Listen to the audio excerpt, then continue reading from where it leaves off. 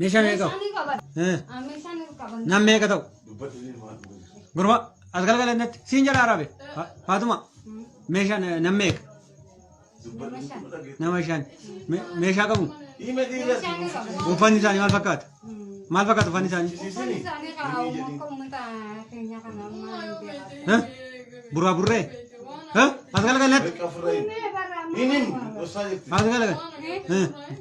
nutti miitiin galtan ijoollee gurgurutte him ol seenanii taa'anii si dubbisan mana ol si seenne mana keen seenne maa sobdatam beeke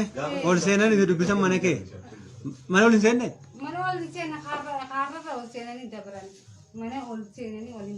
mana keen seenne maa sobda mana maa as galgal mana hin seenne seenanii taada akkasin jettu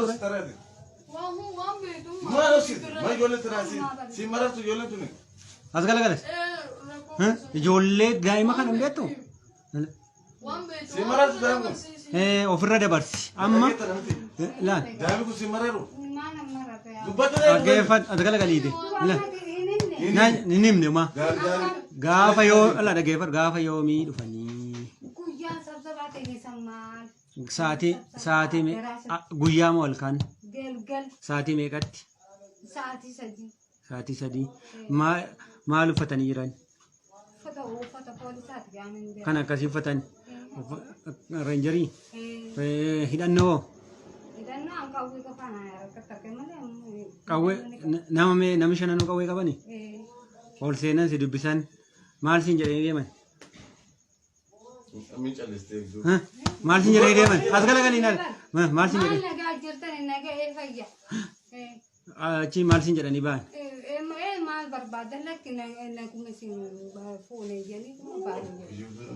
gurbaa argite akkasiin sabda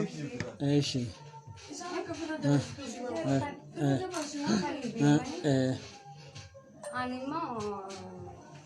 waan kana waan sanaan jenne waan koyi qaba koyi nagdan kaane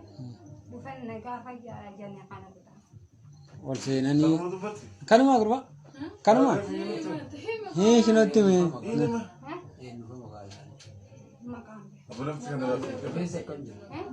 maka rifeensa qabanii rifeensa qabu miti akkuma isaanii kana jira akkana jira bakka shi waan sinjani waan sila kharesan de munda itti ni waka